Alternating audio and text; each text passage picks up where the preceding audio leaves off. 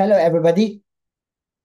What is the 15th duty and responsibility of an accredited pollution control officer based on Section 10 of DOW 2014-02?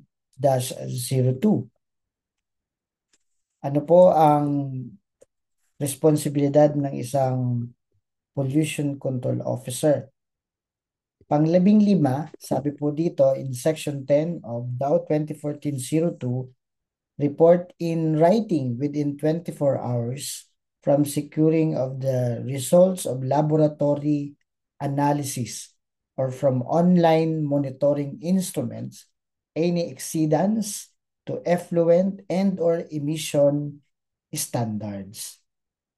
So kapag po ang isang establishment mayroong mga wastewater discharges or effluent at kung meron tayong mga emissions of regulated air pollutant. Emission galing po sa generator set, sa mga furnace, sa anuman pong equipment.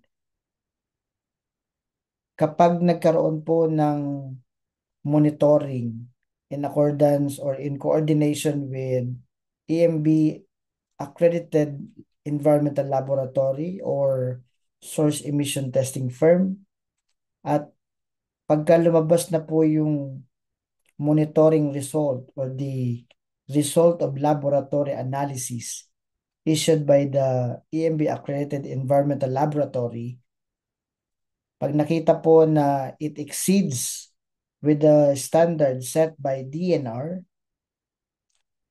standard for effluent, standard for emissions, kailangan daw po itong i-report in writing within 24 hours sa EMB Regional Office.